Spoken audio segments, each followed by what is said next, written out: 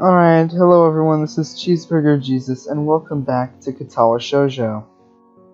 Now, at the end of the InstaFeels series, you guys did not want it to end, so I thought maybe, just maybe, you might want me to go back to the actual game. Hold on a minute, let me just go watch the YouTube video. I forgot what we were doing. Just got back from the YouTube video, just ignore that little hiccup. The bells had just rang signaling lunch. And we had just met the class, we had had a heart attack, spent 4 months in the hospital, gone to the school, we just met the class, and went through, I assume, first period. Without knowing what else to do, I follow Misha, who is beckoning me into the hallway and down the stairs.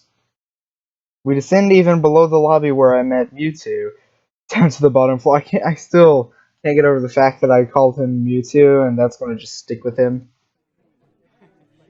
Just like everything in this school, the cafeteria seems too spacious and oddly modern in contrast to the classic exterior. Excuse me, are you talking in the background? Calm your chatter. Calm it. I'm getting an accent now. I don't know why. I'm just trying to be offensive as possible. Its big windows open to the courtyard towards the main gate. It's the cafeteria! Her enthusiastic statement of the obvious makes people around us stare, but Misha doesn't seem to care, so we proceed to the line. There's a rather long list of menu options, which seems great until I realize that many of them are to accommodate students who need special diets. How nice! It almost feels like I'm back at the hospital, eating portions measured with scientific precision to meet the needs of the patients. It's getting a bit too loud there, thank you. Casual background music is what it was supposed to be. A soothing soundtrack. Accompanied by the chat, "Quiet down!" Anyways, I pick something at random and follow Shizune to a table, sitting opposite of her. As I nibble indifferently at the food I'd rather not eat, Misha pokes me in the side to get my attention and points to Shizune. Hello, I'm hitting space, thank you. I don't understand signs, so the point escapes me. Maybe looking at a person who talks to you is proper and polite? Do you want to know something? What? About anything. We're your guides, so you should ask if there is something. I wonder. We could ask about her deafness? Ask about the library? I think I've got everything I need to know. This seems like a one-way ticket to where no one wants to go.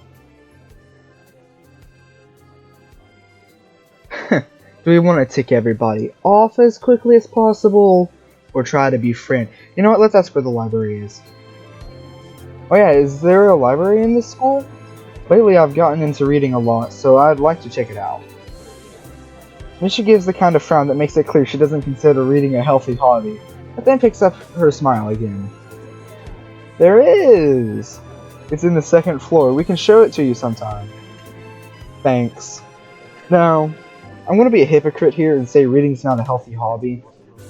But I'm also going to, the day after recording, the day this is being uploaded, I have to read 6 chapters for a novel study.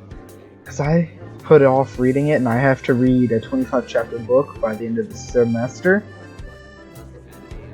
Oh boy, I know what I'm doing all day Saturday. That's what everyone wants to do Saturday, right? Read 6 chapters. At least it's an interesting book.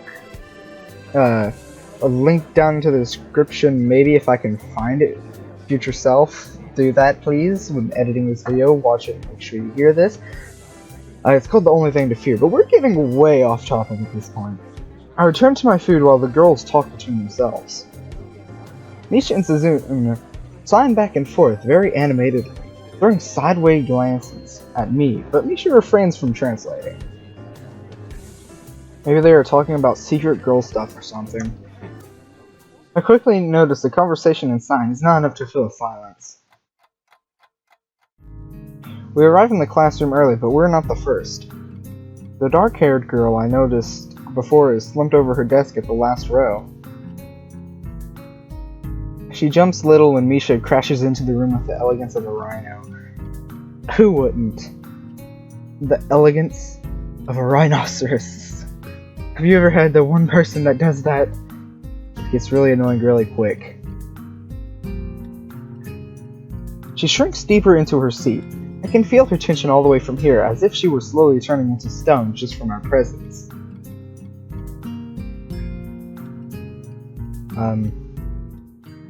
Music's getting loud. I'm very sorry if you couldn't hear that. She shrinks deeper into her seat. I can feel her tension all the way from here, as if she were slowly turning into stone just from our presence. Misha and Shizune either don't notice or don't mind it, as they walk directly past her to their seats and begin to converse. I'm left wondering about her, even when the classroom slowly fills with other students, and finally, the teacher. Getting into the rhythm of school feels strange, as if my brain remembers how this is done, but my body doesn't. Towards the end of class, I start yawning and counting the minutes left. I shouldn't be this tired on my first day of school.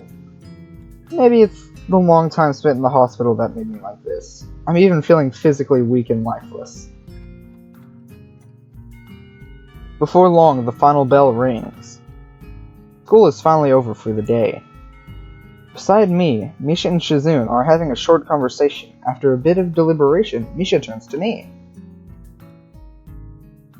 I'm contemplating on doing this. Okay, I read this once with my friend. We got to about this part anyways. And every time there's a ... he's a percussionist, he's like, I need to practice. But this is interesting. So I go, how about this? Every time there's a ... do a paradiddle. If you don't know what that is, it's left, right, or right, left, right. Forgive me if I messed that up horribly. I'm personally not a percussionist. But, yeah, that happened. Unfortunately, we can't stay and show you around today. But we've got to... English, please, sorry. We've got to hurry already, since there's a lot of work for us to do. You'll find your way around here, I'm sure of it. Ah, wait! The teacher said I'd have to see the nurse. Where do I have to go? Is that so? We can only show you that much. Come on, the nurses have their own building, so we have to go outside. We join the flow of students making their way down the stairwell, and outside, with the girls pointing out other senior classrooms in the same hallway as ours. When we get outside, the girls make their way to the smaller building right next to the school. It's built in the same style, so it looks like it's actually part of the main building. This is the auxiliary building here. There's a lot of official and important stuff inside, like the Yamaku Foundation office and all the nurses' offices. They even have a swimming pool. How is that official? Paradiddle. Don't be silly. It's for physical therapy, of course. Anyway, all the nursing staff facilities are in there too. The head nurse's office is on the first floor. You'll be fine from here, right? We'll be going then. See you tomorrow. Yeah, thanks. Bye. A whole building for stuff that has nothing to do with actual education? I guess it's necessary for a place like this. I walk in, hoping that this really is only a quick visit like the teacher said. Oh, I misclicked. Oops, hold on a minute. Check, 1, 2, back, here we go. I am professional, I swear. I walk in, hoping that this really will be only a quick visit like the teacher said. On a white door on the left is a green cross with the text head nurse and a nameplate. A voice from inside responds to my knock almost immediately, but I can't quite make it out. It sounded a bit like an invitation to open the door, so I invite myself further in. This room is not large, and it smells strange. A friendly-looking man turns around on his office chair to face me as I enter. Now, let's just take the time to recognize. Hold on. Take the time to recognize that computer setup. This one right here. What in the world? Is that a floppy drive on the front? Like, okay. You're going to see a zoomed in picture, but I'm not looking at a zoomed in picture. Now, this is obviously not a newer setup because of the monitor over here. It's not. That monitor there is not flat screen or relatively flat screen.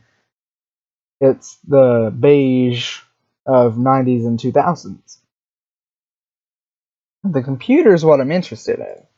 Oh well. I like how easily I can get off topic. The room is not large and it smells strange. I already read this.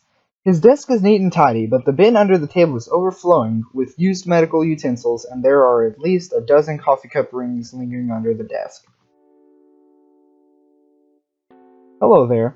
What can I do for you today? He is young-looking and sort of rugged, but the dimples in his cheek wash away that impression when he smiles.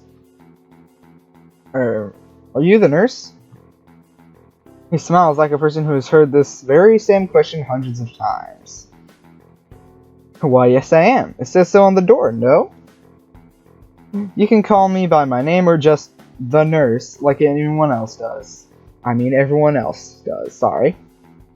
Of course, I shake off my confusion, realizing that I probably should grab his extended hand. Of course. His hand... why must I read horribly? Come on, laugh with me. I couldn't hear you laughing. I was waiting for your cue. Anyways, his handshake is rather firm and friendly. Right. I'm a new student and my homeroom teacher told me to come and meet you. My name is Hiseo Nakai. His eyes light up with revelation when he snaps his fingers. Oh, you're that Nakai. I was just reading your file in the morning. Some kind of chronic arrhythmia and related congenital heart muscle deficiency, right? Teacher was made to sit down in a vacant armchair in front of his desk. Yes. Good. Well, you've probably been briefed about the school enough, so I'll just go over this quickly. We have all kinds of facilities available, mostly physical therapy and such. There's always someone from my staff around, even at night, so never hesitate to call us if there is a problem. The famous 24-hour nursing staff. Wow, this is like a hospital. Well, not exactly. For instance, we don't do brain surgery here. His joke feels so out of place that I'm left thinking why he even said it. Yeah. Just that it's really weird to have so many medical people out of school. You'll get used to it. I'm not so sure of that myself, but I don't let the nurse know it. Now, let me just find your file again. While he searches for something from his computer and shuffles stacks of papers around, I let my gaze wander around the room. It's the epitome of generic, I'd like to say. Beige walls and ceiling, dark gray laminate flooring, and all the equipment you'd expect from a school nurse's office. Even the ridiculous educational posters are hanging on all four walls, reminding me to eat properly, 3 times a day, and from all food groups. Oh boy! Smiling, the nurse draws a thick file from a stack of similarly thick files and opens it. So, you already have medication for arrhythmia. Just remember to take your pills every morning and evening, or it won't be much help. Apart from that, do you do any sports rash stuff like, I don't know, boxing? He grins at his own joke, but I don't. Well, I played soccer occasionally with some classmates. Alright, I'm afraid I'm going to have to recommend you refrain from doing that. At least for the time being. Oh. My lack of reaction makes him raise an eyebrow, but really, I'm not too bothered by him forbidding me to kick a ball around. I guess I never did it out of a burning passion for the sport, just to have something to do. Any kind of concussion might be very dangerous to your heart, and risking another heart attack is not a good idea. Was the previous one caused by a sudden concussion to the chest area? There's no mention of the cause in your papers. Not exactly. I sidestepped the question acceptably, and he glances at me over his papers with a more serious expression on his face. Still, you need to keep your body healthy, so do some exercise would do you good.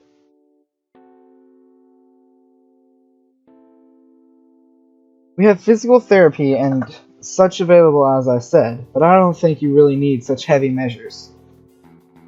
Just get some light exercise regularly.